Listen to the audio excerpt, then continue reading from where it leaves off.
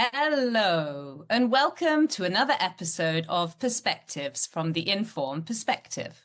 We're Penny and Jenny, and if this is your first time tuning in, thank you for joining us. This is the podcast where we explore what it means to build thoughtful, grounded communities shaped by our local lives, but enriched by ideas and experiences from around the world.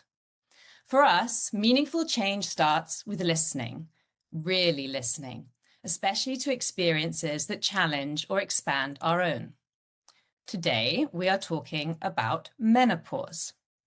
Medically speaking, menopause isn't actually a long phase. It's defined as the point where a woman hasn't had a period for 12 consecutive months.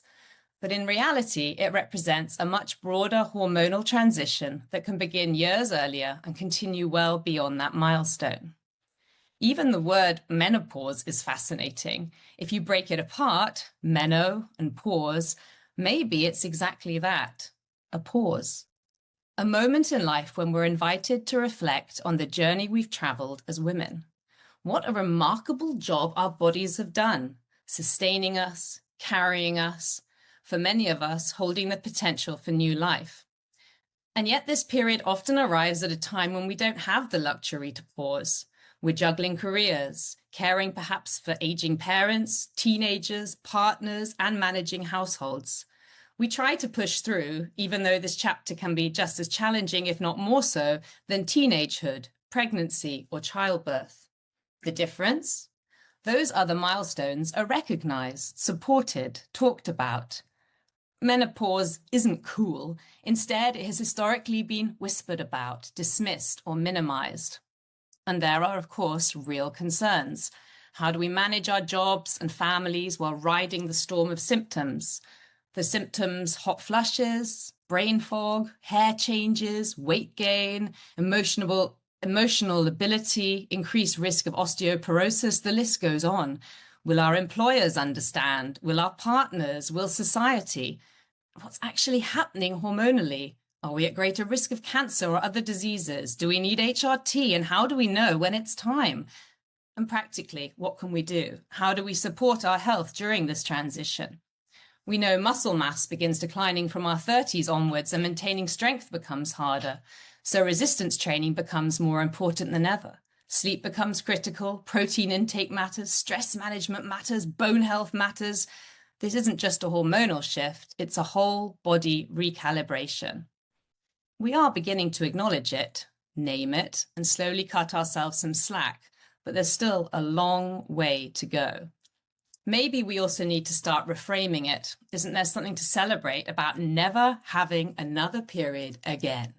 No more monthly inconvenience, no more PMS, no more worries about accidental pregnancy. In the menopause brain, neuroscientist Lisa Mosconi uses the term menostart. I love that, because this is a major life transition, an opportunity, a shift. Research even suggests that during this phase, the brain may prune neural connections, much like it does during puberty, reorganizing itself for the next chapter. Some evidence indicates that after this stage, women may become less reactive to negative emotional stimulation. Imagine that, greater emotional regulation, a steadier response to stress. And some researchers suggest we may even become more empathetic during this phase. Perhaps one reason why so many older women flourish as grandparents, mentors, carers, and leaders. With accumulated experience and perspective, we step into different kinds of influence. Menopause is undoubtedly a significant life transition that we need to talk about more openly. We talk about adolescence as a recognized developmental stage. We increasingly talk about matrescence, the becoming of a mother. Yet when it comes to menopause, we still default to symptom lists and endurance. And yet this too is a profound psychological and relational transition. Perhaps it's time the term menopausance enter the dictionary, not just as a word, but as recognition that this is a legitimate developmental passage deserving language, empathy, and understanding.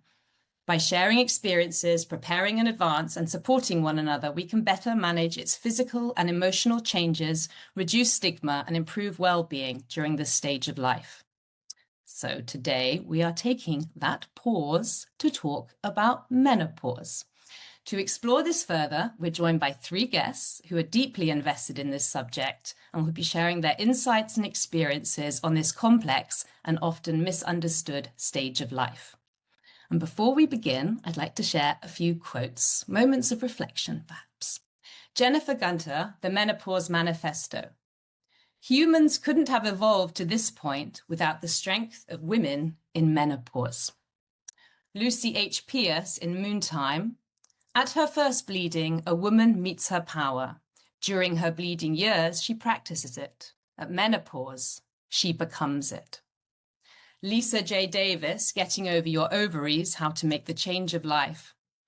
I call the change of life orchids, because menopause is such an ugly word. It's got men in it, for God's sakes. Catherine Newman in Sandwich. Menopause feels like a slow leak. Thoughts leaking out of your head, flesh leaking out of your skin, fluid leaking out of your joints. You need a lube job is how you feel. Body work, whatever you need. It sounds like a mechanic might be required since something is seriously amiss with your head gasket. And finally, Isabella Lender, The Soul of a Woman. Life gets easier once we get through menopause and are done with raising kids, but only if we minimize our expectations, give up resentment, and relax in the knowledge that no one except those closest to us gives a damn about who we are or what we do. Stop pretending, faking it, lamenting, and flagellating ourselves about silly stuff. We have to love ourselves a lot and love others without calculating. Jenny, I would love it if you would introduce our three wonderful guests today, please. Thank you, Penny. And what I love about our guests today is their specialties and focus when it comes to menopause. So we haven't just got three women who are, talking about menopause. It's, as you'll find out, they've got real specialties and how it shows up across the different significant needs at this stage of life. So first up is Michelle, who's Chief of Staff at the Menopause Education Centre, where she's working to close the $26.6 billion productivity gap affecting women in their prime leadership years. With over 7 years of leading total rewards and wellness strategy in the Bay Area tech, she helps employers integrate menopause education into workplace wellness, turning a long taboo topic into a strategic advantage. Her work sits at the intersection of women's health advocacy, workplace policy, and organisational change.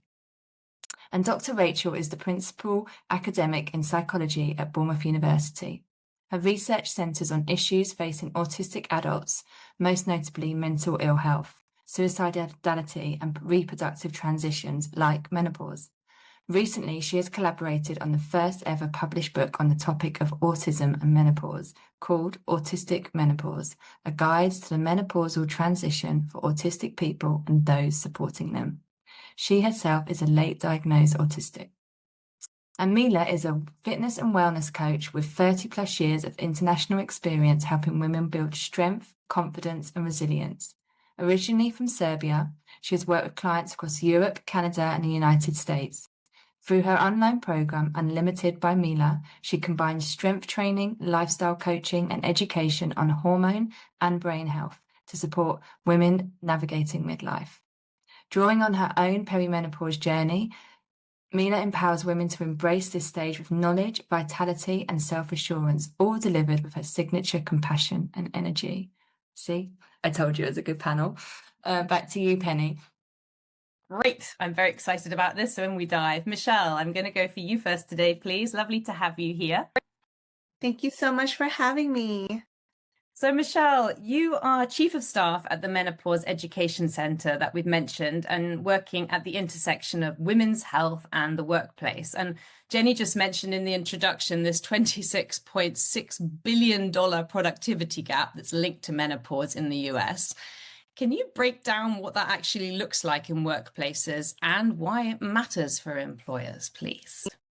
Yes, of course. So there's a few things that I would like to highlight to ground that $26.6 billion figure. So first of all is presenteeism. So you have women showing up, but they're operating at 60 to 70% capacity.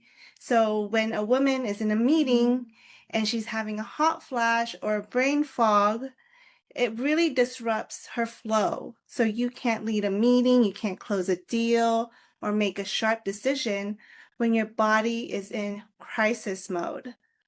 The next I would like to share is turnover. So in the last year that I've been with the Menopause Education Center, there's been countless of times where women shared with me, I'm at the peak of my career. I worked so hard to get this VP title. I left because I can't figure out how to manage these symptoms. And when you replace one mid-senior employee, conservatively, that's 1.5 to 2 times their salary that the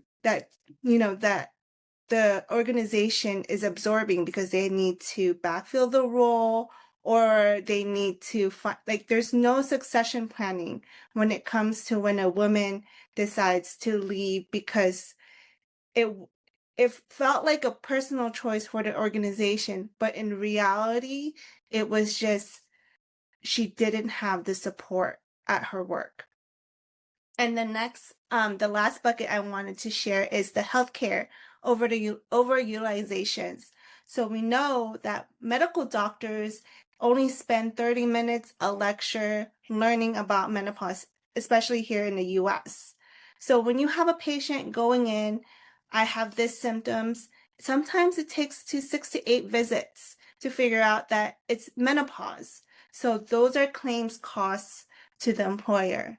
So those are the three things that I shared to kind of ground that 26.6 billion figure a little bit, is presenteeism, turnover, and healthcare overutilization. And I'm guessing the sick leave as well, potentially, that if you're not able to show up or you're going to all these doctor's appointments as well. Correct. What do you think organizations are still misunderstanding then about menopause? If I could just choose one that speaks to me right now, is they're just, I have, in my career, I always felt like I had to have the same energy level as a male. The male has, like, their energy cycles every day, right? They wake up, they get tired at night. But for us women, we go through cycles. And so I don't think that, I know it's like such an abstract concept for employers to understand, but if I have to, like, since I'm in HR and I go through these like performance reviews, right, at large, and I've been in those rooms, we are talking about, and it's tied to compensation, and they're talking about two individuals, and they do talk about them, how, like, well, this person's productivity is more than that person, in the most general sense. So I think that for me speaks true. It's it manifests in small ways. So when you're in a meeting, right? Like when you're experiencing that moment of like, oh my gosh, I lost my train of thought. But then you have your male counterpart being like so on it. And it's just like it's so visible that it hurts the woman inside, because just like, how come I couldn't get from A to B like that? And obviously that has the knock-on effects of, confidence as well. But Michelle, I loved what you said, and I know you said it was abstract, but about like the energy, that actual, factual energy drain that there is, and because of lack of sleep or because of the strain on the body or changes in the body, that's so fundamental. Yes, it might be a abstract concept for organization, the men in an organization or other women that haven't experienced it, but actually that's so fundamental in terms of wellness, and ability to function. We all, need sleep. Yes, some people need more sleep than others, and some people can function on less. But if something's disrupted, that's, going to, and then that's sort of fight and survival mode, and then you're hit with other symptoms. It's just a snowball effect, and I think I hadn't really considered that every day, and I actually just gave myself a bit of piece when, you know, before I'm due on my period, as I've got older, I'm exhausted and I'm often like, why? And then I remember, and I've just given myself some comfort to be like, that's okay that I'm having slower days or I'm feeling tired, and then everything feels harder. But until that's spoken about or even surfaced even in your own minds, it's harder to deal with, and you will just continue to add the negativity on, which often comes in the comparison of other people are managing, I've then got this symptom. And it's, you know, so thank you for actually just, you know, bringing that real simple concepts to the conversation, because it is really important. But I would like to add that, like, because the symptoms are so diverse and they can be attributed to many other different things, and we don't know when it's going to start, right? I mean, I find that always a really fascinating concept, because there's no real measure of like what your hormones ever look like really properly at any point. At least is what I've been told. So whenever I've gone to the GP or my gynecologist and had this conversation, like, take my blood, tell me where I'm at with my progesterone and my estrogen and everything else, and then later when I get to that point, we can compare. And I've always been told, well, that's not really a very good indicator, because your hormones are always up and down all over the place.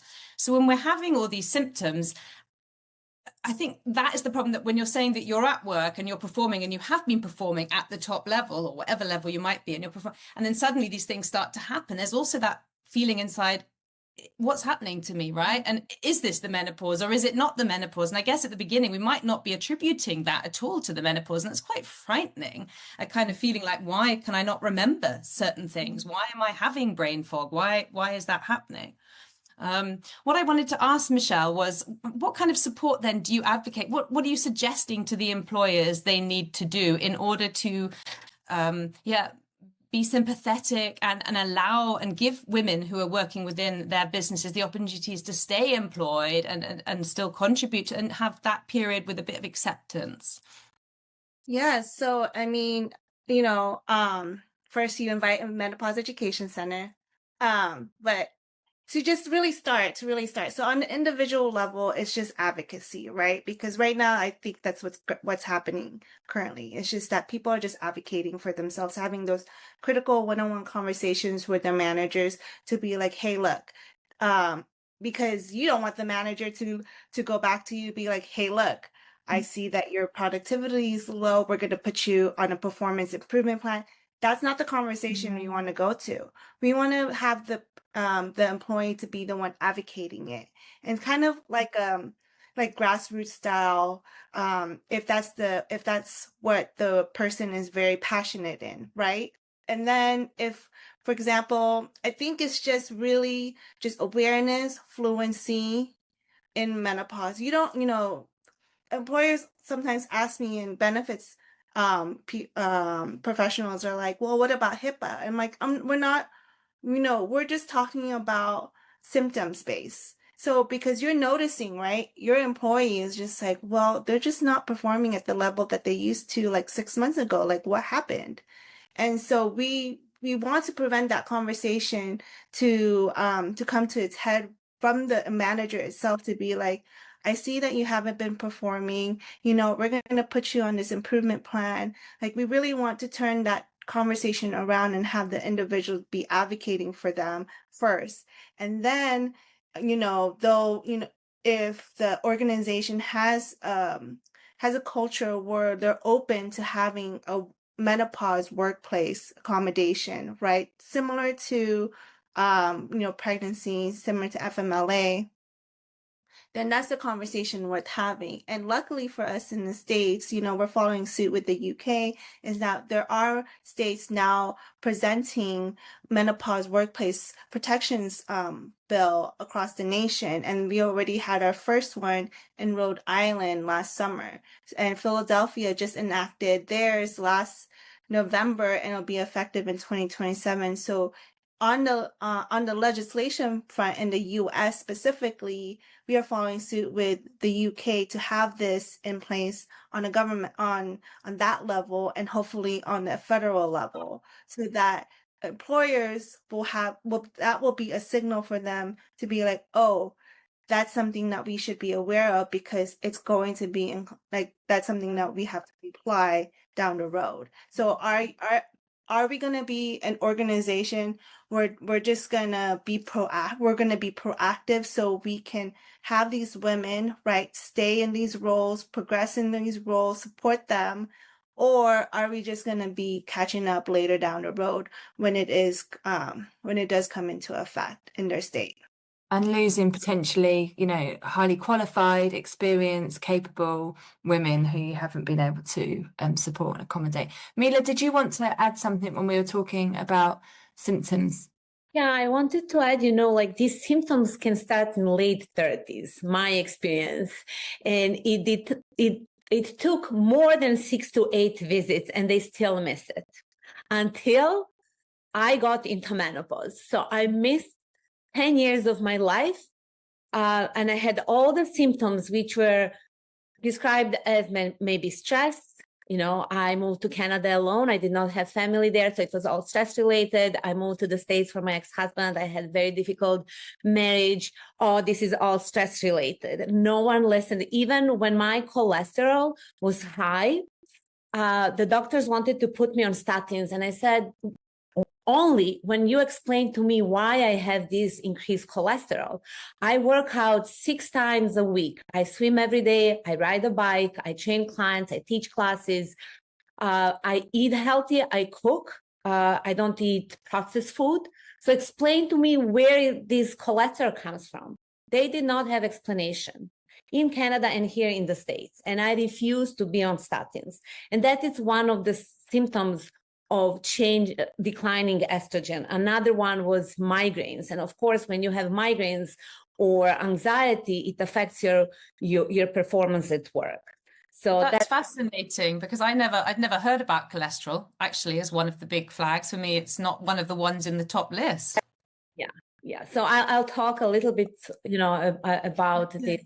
That's my turn, but I just wanted to say many symptoms were missed, and if I had the proper care, like I'm always concerned about brain health, how these 10 missed years will affect my brain long term. And what can I do now to prevent things from happening? So that's what I wanted to contribute. I think it exactly compounds that myriad of symptoms and experiences as well, and they're such a young age, like that, say young, but it really is. And I think that's why this conversation is really important to me, and I think it's got the relevance across so many people and generations. Michelle, I just wanted, before I move on to Rachel, I just wanted to ask you, with the work that you do, is there also, whether it's already been done or whether it will be done, education in schools, what you see about that? Like, I'm fascinated around that conversation because, at the end of the day, yes, they're not going through the menopause by any means, but they've got people in their lives who are. Because when we were talking about the workplace, I was thinking about the men needing to be educated potentially in order to be able to, work with their colleagues and have the understanding and have sensitive conversations. Is that something that you do, or something that's planned? Yes. Those are in. So we have a partner playbook so that we can have those discussions with our support networks. And we did do an event last October during Menopause Awareness Month. We did a Men Allies. So there are men out there having these conversations as well. And then for the education in the school, yes, that's something that we have in the pipeline to develop, because we really look at this from a holistic viewpoint. Like, it's a 360, because since it's these hormonal changes and we are such like social creatures and we're very relational, it's going to affect the people around us. And so the impact of that is, I'm excited about the question later on, how tweens get, anyways, I'm getting ahead of myself. So I am excited because, yes, this is very important. I know that, like, I just saw recently, like, one of our, here in California where I live, is that they are introducing menstrual education in the classroom. So it's just like, we'll just tack on menopause then as well. And we'll just, because half of you will have it one day. Exactly. So I think that is very important to have And it's something that I'm 39 and I'm going through my perimenopause, and Mila, like, I have high cholesterol. Like, I'm like, I have to, like, now have to be mindful about like what I eat and all that things. And so, and I have a 5-year-old daughter, and I do think about, like, what's going in her mind when I'm having menopause, like when I have perimenopausal rage. Sometimes, like, it's hard to keep it in. And it's something that, once she's older, like, have those really important, candid conversations about, well, this is the history of, like, how all of this, we were pretty much illiterate about our women's, like, about our bodies for a very long time, and so on and so on. So it's just being able to set it up for the next generation, so they don't have to go through what we went through, and that menopause can be something that could be treated with dignity rather than like this taboo topic that's been, And the lack of research, right, on women, generally speaking, that, there's so much we've got to play catch up on. Yeah, exactly. So, Rachel, I'd love to go to you next. Fascinated. I haven't read your book yet, but it's on my list to do because I saw the title, but I'm just like, I have to know more about this. Your research focuses on autistic adults and reproductive transitions. Building on what Michelle has highlighted about workplaces, can you tell us why menopause in autistic people has been overlooked for so long? There's a number of reasons. First off, typically when people think about autism, or indeed about ADHD, they think about children. So the majority of research services and diagnosis and so forth are mainly focused on children. Secondly, you've got a long history of autism in women, girls, people assigned female at birth. It's really been shadowed. There's been very little attention. People assigned female at birth are hugely underdiagnosed, both if they're autistic and if they're ADHD. So many women, people assigned female at birth, are undiagnosed and kind of in the shadows. We don't know about them. So menopause in autistic people kind of sits in the intersection of these two areas of disadvantage, where we don't pay much attention to older neurodivergent people, and we don't pay that much attention to women and people assigned female at birth. Yeah, fascinating. Yeah. From your own, what inspired you to get into this? And is it from your own experience, your own interest? Well, I was very lucky to collaborate with a fabulous professor at my university, Professor Julie Gamble-Turner, who specialises in stress across the life course, how stress affects our health. And I had my own expertise in autism and mental health. And so we put our heads together because we knew that menopause could be a really stressful time of life. And we thought autistic people, they really struggle with stress and mental health generally across the life course. So whatever can menopause be like for them? And when we asked this, we started, we had to look around and see if there had been anything done on the topic. And we found there was absolutely nothing. So we kind of pooled our expertise, Julie at stress and health and lifespan reproductive changes, and me autism, and really started the first research in this area. It just amazes me that there had never been anything done before, right? How might menopause then feel different for someone on the autism spectrum compared to neurotypical women? Could you give us some examples? Sure. So autism is a naturally occurring form of neurological diversity. And what that means is autistic people already have differences in many of the things that are affected by menopause. So we already struggle with our emotions. We already struggle with memory, planning, organization. We already struggle with sensory sensitivities. So if you think about the experience of a hot flush and a lot of the sensory stuff that's going on at menopause, if you already struggle with that, you're already neurologically different. Then menopause comes along as a neurological transition point. So a lot of different stuff's going on in your brain. Your brain's already different. It's like a double impact. And you've got lots of things that make that make that transition harder for autistic people and also very much for ADHDers. So first off, autistic people as well as ADHDers, they tend to be quite isolated as adults, especially as they get older.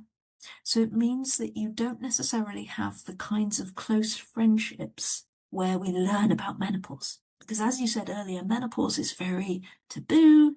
We don't get taught about it. We mainly learn about it through our friendships and close relationships. So if you don't have those, not only do you miss out on information, but you miss out on support. Autistic people and ADHDers are likewise also more common to have difficulties accessing healthcare. So again, you don't necessarily have that source of support and information. They also really struggle with what we call interoceptive awareness and alexithymia. So what those two things mean: interoceptive awareness is like your awareness of what's going on in your body. So do I feel sick? Am I in pain? Alexithymia is your awareness of your emotions and your ability to communicate them. So if you struggle with those things, something's going on in your body, you don't know what it is, you can't communicate it to other people, and perhaps you don't have anyone around you who you could talk to. So we often find that autistic people at menopause are really frightened. They don't know what's going on because what they're going through is so much more extreme than the descriptions they might read, of publicly available information about menopause. It just sounds very, very isolating, doesn't it? And I kind of thinking like menopause at any time, you're all over the place. And I'm guessing there's so many women as well who potentially aren't aware that they are neurodiverse, and then they're obviously experienced on a completely different level. I really like the point you made as well, Rachel, is about the community and support as well, that might not come naturally to someone with autism, or it's not what they do, but it is so vital. And what I love seeing, especially in the UK now, obviously because that's the networks that I'm in, is these support groups, want of a better term, for menopause, but where they're coming up in a very social way, in a very Walking. Friendship group, walking groups, or crafts, but that requires, as we've touched on already at length, requires the identification, but that you're also going through menopause, to say, oh, that's right for me to join, and that's where the vitalness of talking and sharing, oh, I really feel like this, or this is, and you almost need to have that practice and confidence and courage to say it, so that hopefully someone will, identify, oh, that could be, and you could start to explore, is it as it is. So I think, it's obviously, you can't necessarily draw that out, but it's a real block. It's going to be a real block for people with autism, because they're not going to, be able to speak as freely as you say, and well explained. And the other thing that's just struck me, and Penny, you mentioned it, when you corrected yourself and said, when I went to the doctor, oh, my gynecologist. Now, in the UK, we just go to the doctor, and unless you get referred, and that's to a hospital, you don't see specialist doctors. And it just made me think, actually, when I was introducing you, or you were introducing yourself, Rachel, it's like, for people who've got neurodiverse needs, for the example here, surely specialist doctors would be so valuable. I mean, it sounds so a simple suggestion, so I mean, even for until I moved overseas and had a healthcare provider, because we're not able to access the NHS, I'd never been to a gynecologist. Actually, sorry, no, I still haven't. And I'm 39 years old. I would say, just to kind of come back on that, autistic people that we talk to really describe their difficulties trying to get healthcare and support for menopause. So as you say, in the UK, you typically go to your GP or general practitioner. And a big challenge that autistic people face is that we communicate in a slightly different way in terms of our language, our body language. And non-autistic people find it quite hard to understand what we're trying to express. And so very often people in our studies tell us that I went to my GP and I was in crisis and I desperately needed help. But because I wasn't crying, I wasn't expressing distress in the way that they expect. And hence they thought I was okay. And I just couldn't communicate to them how much I was struggling. Isn't that ridiculous, though, that you almost have to go to the doctor thinking, I need to cry, I need to show myself at my absolute worst, otherwise I will just be sent home with, told to get on with it or whatever. I mean, yeah.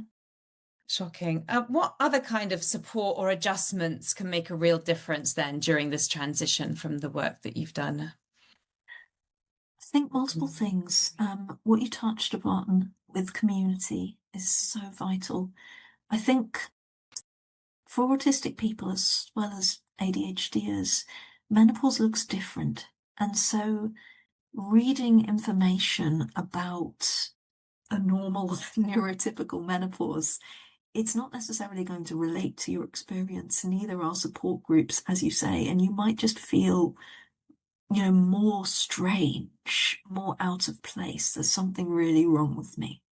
So we really need to help neurodivergent people going through menopause to see that they are not alone, they are not abnormal. There are a number of very valid reasons why menopause might be harder for them. They're not alone. They need to understand what's going on and what they can do to kind of help cope with the symptoms. And that's really why we wrote this book, to help people feel, to help them make sense of what they're going through, know they're not alone, know that it will pass, and there are ways to manage it. That's so valuable, though, the book that you've written. What are you most hopeful about in the next 5 to 10 years in this area? What would you love to see change? What kind of things? Many things. But if I was to pick one, the one that comes to my mind first off is that when we were writing our book, we interviewed a number of autistic experts by experience. And one of the questions we asked them was, if you could use one word to describe menopause, what would that word be? And the vast majority of our experts by experience chose quite negative words. So the one that stands out to me is hell on earth. I'd love it if we ask people that same question in 5 years' time, we get totally different answers. Really importantly, because autism has been underdiagnosed for so long, the majority of autistic people we've talked to who are going through menopause have entered into it undiagnosed. And that makes it so much harder. So in the next 5 years, I want to see more autistic people know about menopause beforehand, know they're autistic, and be better equipped to go into it. Yeah, it's lovely. And when I was reading about the research around, the brain and the MRI scans that have been done for women who've gone through this period, and then, what research and evidence is suggesting that maybe we are pruning away parts of things that we needed in our earlier life, motherhood, whatever, that we might not need. And if we go into the whole menopause journey knowing that there might be benefits and actually it's also not forever, I think that's also so important, that period we can get through it, and afterwards it might even be quite cool. I think that is the huge thing that makes such a difference. And then you're doable, a bit like a pregnancy. At the end you're going to get something nice out of it. Yeah, actually, if I may say something back on that, you're absolutely right. So what research tells us is that if we help people feel empowered and feel confident during menopause, they will experience it as so much less distressing. And people in our research, autistic and non-autistic, they tell us, there are great things on the other side. It's been I remember one person saying, it's been a springboard for me to do amazing things. So it's 100% not something that's wholly negative. There's silver linings, and that's so important that people know about those. Yeah, and that we also live, as women, so much longer than we did, hundreds of years ago, and that still half of it is still waiting for you, right? So just get on with it. Thank you so much, Rachel. Mila, I'd love to talk to you now. You've worked internationally for over 30 years, helping women build strength and confidence. How does movement and strength training fit into supporting women through these challenges? I like to talk about this, but I first want to say that what you said in the beginning, that menopause, it's a whole body transition. I want to echo that. And as I mentioned, my perimenopause started early, and many symptoms were missed because I did not have obvious symptoms such as hot flashes, night sweats. It started with the migraines, then high cholesterol, then even now I'm thinking what I thought is adrenal fatigue actually was, my energy levels affected by fluctuating hormones. So, and when we know that, perimenopause can start even in 30s, and that's when the hormones start fluctuating and declining. And we know about these obvious symptoms, but they are less obvious health concerns like cognitive decline and dementia, osteoporosis, diabetes, type 2 cardiovascular disease. And I see how much movement and strength training helped me, because even though I was in this profession, when my energy started declining and my anxiety went up, I was not as persistent as I used to be. I did not have energy. My sleep was disrupted. I would wake up multiple times at night. Then these racing thoughts would start. And it really affected how I trained at that time. And believe it or not, I was diagnosed with osteoporosis. Someone who is in the fitness field. And at that time, I thought this is normal. My mom had it. So, maybe it's hereditary. But we also know about epigenetics. I was like, maybe there is something else.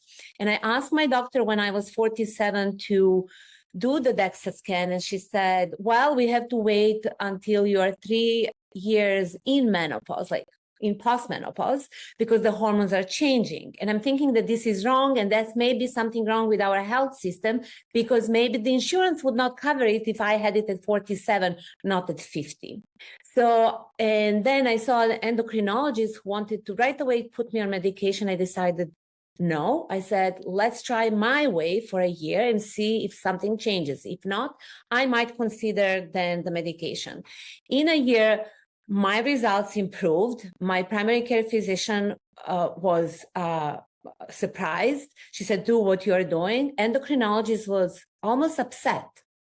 Like, what did you do? And I said, I started lifting heavier weights. I became more persistent. I changed my lifestyle. So that helped. And then I started the hormone replacement therapy. And I don't know which one really helped. I think both work synergistically. But the next DEXA scan show osteopenia. And then my endocrinologist was again, once you stop the hormone replacement therapy, everything will go back to zero. I said, well, it will not. I proved that from the first to the second one, I improved my bone density by lifestyle changes. And I never went back to that endocrinologist. So my personal experience with the movement, on the bone health, also on the sleep and on the mood, because we know menopause happens, the hormonal changes affect the brain and the muscles and cardiovascular system. First, we know that muscle mass decreases with age, but after 30, we have 3 to 8% of muscle loss with every decade if we are not doing resistance training. And that accelerates in menopause. And that's why women find more difficult to manage weight. Muscle is metabolically active tissues, which means burns calories even when you are resting. And then when estrogen declines, the body starts distributing weight differently, and especially around the abdomen, like visceral fat, that is strongly associated with type 2 diabetes, insulin resistance, cardiovascular disease. So by doing the strength training and moving, you are preserving your muscle, you're building your muscle, burning more calories, reducing the visceral fat, and that supports metabolism and cardiovascular health. And cardiovascular health is something that we don't talk, I think, enough. It's a serious concern for women in menopause because heart disease is the #1 cause for death in women, and 1 in 3 women die from cardiovascular disease. Stroke is another concern. More women die from stroke yearly than men, and all of this can be addressed by strength training, aerobic training. They can improve cardiovascular health. We saw that they improve the blood pressure, cholesterol, blood sugar regulation and circulation. So they reduce risk of cardiovascular disease and heart disease and stroke. As I mentioned, I just wanted to add in, I just think it's so unfair, women's like fate. Or like what we have to deal with. You just think, just what you were saying about how, like, you know, we get to menopause and then, you know, not only do we have to deal with like the weight, and then we have suddenly, you know, have to do all this, and we have to think about nutrition and what we're doing with ourselves, and at the same time we're losing muscle faster than ever. It just seems like a complete storm, right? Not only that, you know, like a bone density, as I mentioned. So according to Bone Health and Osteoporosis Foundation, 1 in 2 women will have osteoporosis related fracture. 10 million Americans have osteoporosis, and 80% are women. 1 in 5 women have osteoporosis, and many of them already lost the bone mass. And that's why, you know, strength training. So I just want to give another fact that we lose 1 to 5% of bone mass entering menopause in the first year. And for some women, it can go to 20%. But as I said, you know, there is a solution, and it's a strength training. And it's not only a strength training, you know, all weight-bearing exercises. I often talk about dancing. Dancing is my go-to because it's an impact on the bones. It raises your heart rate, so it helps blood go to your brain. It supports your brain. I'll talk about that. But also, it helps neuroplasticity. You're learning it's not the same dancing at home, you know, with music. I mean, that's good. It's still, it has benefits, you know, and if it's vigorous, it again improves the circulation, and it works on the bones, of course, you know, if you are also moving the legs, not doing just the upper body. But when you are going to a dance class or social dancing and you are learning the new movements, it helps with concentration. It helps with the neuroplasticity, which is brain's ability to learn, adapt, and change. And and it's fun and enjoyable, and it's not another thing to do, but it's another thing I look forward to do. So I am not trying to scare you, you know, like I just say that there are options, there are measures that you can take. And what I mentioned, the brain health, when estrogen starts declining, it affects neurotransmitters like serotonin and dopamine, which affect the mood, sleep, and cognitive function. And many women, like myself, I became very anxious. And Penny, shared this with you.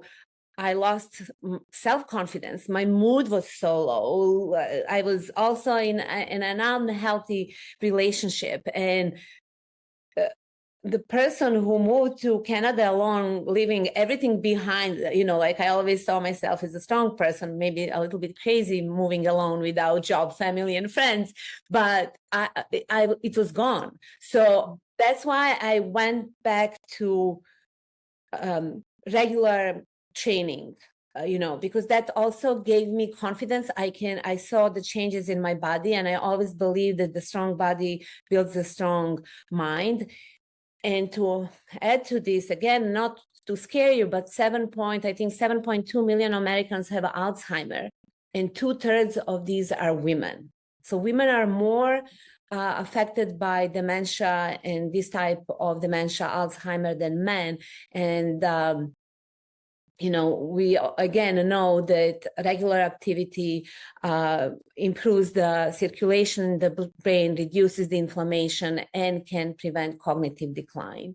And some will ask, like, okay, so I'm maybe, you are in your 30s or 40s, but someone who is in 50s, and I still saw the improvements with women even 59. I had a client who, came to me when I lived in Canada at 59. She could not do 30%, and slowly she started increasing. She could do everything 100%. She started playing tennis again. She enjoyed life more. So, I think that solutions exist, and I know that it's not always easy, because if your sleep is disrupted, if your energy is affected, then how you gonna do something, exercise or go and dance? But that's why I think the doctors and maybe trainers like myself have to work together and support women from early stage, because this hormonal you can get on hormone replacement therapy early. You don't need to wait to be in menopause to start hormone replacement therapy. I wish I was put on the hormones in my early 40s. What about nutrition, Mila, as well? Because I'm assuming that also plays a big part when we hear about that. Yes, it plays a big part. What I notice working with women is that, first of all, it's harder to lose weight in this in this age because, as I said, muscle loss, visceral fat, mood, energy, etc. And then women are trying to do what they were doing before and eating less and not eating the right food. What I see when I see changes in myself, it's adequate protein. When I say adequate protein, it's 25 grams, it's 20 to 25 grams, even some say 30 per meal. Fiber is super important. Like to aim for 25 grams of fiber. And my breakfast, for example, it's always 10 grams of fiber. It reduces inflammation. It fills you full a longer time. And then watching the fat, because what I used to do in my 30s, I would just use oil like this. And then I started using a teaspoon or a spoon. So really, there is hidden, the nutrition also has to, and when I said I changed some of my lifestyle, that means I made sure, I read somewhere that collagen helps with bones. So I started taking collagen, which I never took before. And I cannot point out which one really helps me. Is it protein or collagen? Increase vitamin D3 and K. Of course, I always recommend omega-3 to reduce inflammation. I get omega-3 eating fish 2 times a week and taking and eating flax seeds every day.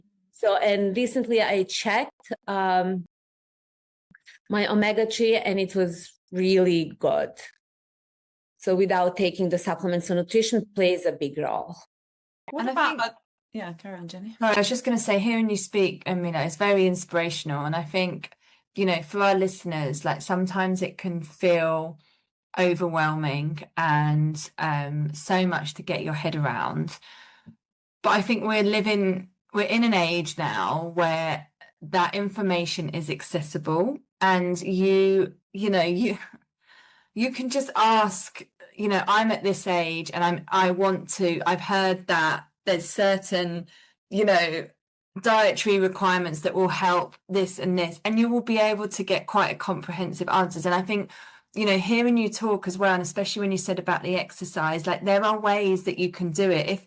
If strength training doesn't have to be going to a gym and lifting weights. In fact, it can be completely the opposite. You know, it can be, you know, body weight, it can, you know, Pilates and yoga. You mentioned dancing, you know, and I just think people, what I'm about to say doesn't mean it sound as harsh as I mean it, but just need to open their minds a little bit to, if they're feeling overwhelmed, you know, not completely open to a whole life change and, you know, I must do all this, but just a little bit. What is it that you want to explore a bit? And it's step by step, it's manageable, because it's everything that we know or is easy to know, but it's finding what's right for you. So it's amazing to hear you speak. But a lot of that is also working on mental health, I would say, as well. You know, in order to be able to do the sport and get up and have the motivation, like you're saying, if sleep's lacking and everything else, are there other things that you recommend for your clients? I'm thinking at the moment, like whether it's meditation or journaling or anything that you know from your clients that works particularly well for them. And I'll speak also from my experience, not from my clients. I want to say something first to Jenny. You know, like when I work with women, I understand that this can be overwhelming. So the change cannot happen over the night. You cannot introduce so many changes, but let's talk what the first thing you can change. You know, if you cannot go to, if you sit a lot, can you just get up every hour and do some heel drops that will help your bones for 30 seconds? Maybe next time you get up, you do 10 squats. They don't need to be with weight. So we can add these small interventions. The same with food.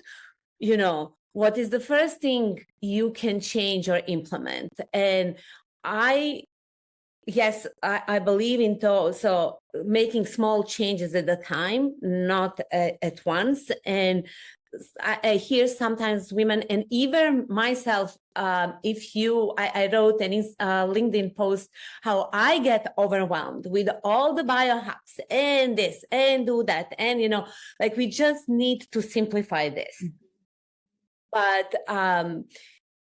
when it comes to meditation and journaling, and during, you know, I'm a Kundalini yoga teacher. I started meditating in 2003. In 2007, I became Kundalini yoga teacher. I was meditating, and then I entered this beautiful stage of perimenopause. I stopped. And then I knew that I had to start again working on my mind. And I've decided I'm going to write 3 things I'm grateful for. In the beginning, I was almost writing them mechanically. It was not from my heart, but I knew that doing this, being disciplined, that consistency will motivate me to do. And that's exactly what happened. And sometimes I want to go back a little bit. You know, people really think that as personal trainers and fitness instructors, that we just go to exercise like, yeah, I'm going to exercise. No. I talked to a friend who is a trainer in Canada, and she said, I wonder if I was not a trainer, would I really work out?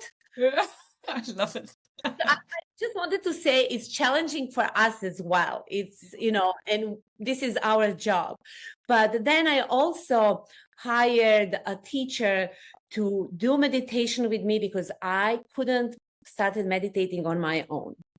And I did this with him for a month, and then I continued on my own. And in the beginning, again, it was not easy. But now I cannot start my day without a meditation. And we know, you know, we know the benefits of meditation and journaling and gratitude journals. So even, you know, if you cannot, I say meditation can be close your right nostril, breathe through your left nostril for 3 minutes, which will activate parasympathetic nervous system that says calm down. So that can be a meditation. It doesn't, again, need to be something that you sit for 2 hours and do. It can be very, very simple and highly recommended. And Mila, you touched on it, and obviously the work you do is people come to you for that support, for that accountability, for those step-by-step guidance. And you touched on it with the meditation. And we spoke to someone the other day, and she shared that she has a meditation mentor, and she's been, so they meditate together for 5 years. And I was like, that's amazing. That's how I'm going to find a meditation mentor. And then, because I've not been able to start that journey because I don't have the self-discipline or don't provide the structure or the time and space. I love that you mentioned that you had a coach that got you into it. I know I would just stop after a month. I'm terrible like that. Maybe not straight away, but there is ways, and there's so many people out there that we're connecting with you three tonight, but there's so many people out there helping people, particularly around menopause, but organizations like Michelle's, or specialist needs like Rachel and autism, but across well-being as well, and there's so much out there for everyone. And also the education for men as well. I do want to just add that before we kind of end our podcast, because I think, that's part of many of our lives, the men in our lives. We love them, but we also want them to get what's going on and have a bit of an understanding, because we don't necessarily share it with them, and maybe we need to. Yeah. And in my 40s, if I ask a friend, hey, how is your libido? She'll be like, good. And I'm thinking like, no, it's not open to share. And usually I'm the one who starts open conversation, and I talk what really happened to me, because I think it's important that we say that we normalize this. This is not something that happens because you did something wrong. Mm-hmm. We really have to normalize menopause and talk about what we are going through. Thank you, Rachel. Thank you. So now we're at that point of the show where we come to our tween question, which is, how will I know if my mum is going through menopause? Are there signs, or mom, if we're talking to the US listeners, and are there signs we should look out for, and how can we help? So Mila, would you like to go first? Oh, yeah. Your mom might be cranky, maybe she'll burst into tears, or maybe she'll take multiple showers. If you notice that a certain days of the month she's behaving strangely, so these symptoms will become more prominent when she entered this stage of the life. So try to be compassionate and understand that sometimes, even when she yells at you, maybe she did not think, maybe that's just, her rage, what Michelle says, there might be a rage, and try to be compassionate. Thank you. Michelle? Yes, so definitely how I know when my mom is going through it, just the changes, if like the tone has changed, or if she's not doing something that she normally does, and she's maybe she's just like if you're older enough, like maybe she's not like packing your lunch, and if you're older enough, maybe just ask like nicely and be like, can I help pack? Like just be supportive, talk to her, have that honest conversation, and see what that will look like for your relationship with your mom. She's a human person. I know it took me a very long time to unpack that my mom is also a human. She is also a woman. She's also someone that I can look to be beside her instead of like looking up at her, because that can take a heavy toll on mom.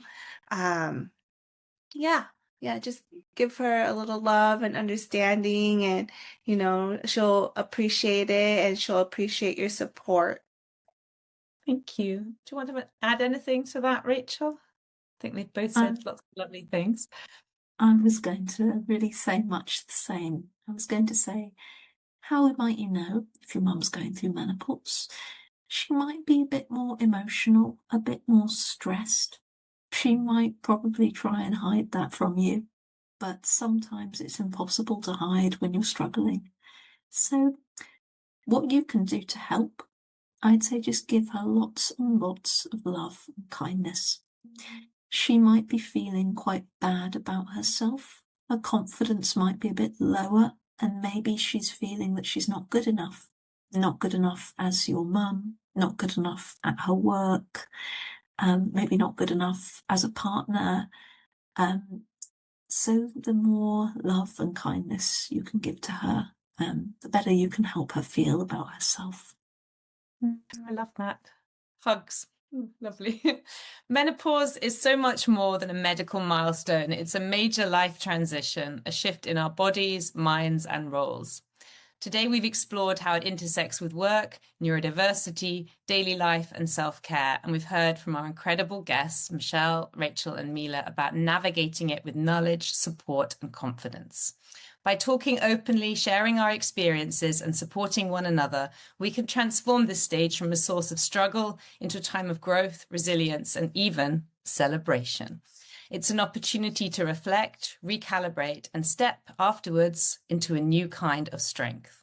Whatever stage you're at or will be at, remember that menopause is not something to fear or endure alone. It's a chance to understand your body, honor your journey, and connect with others navigating the same changes.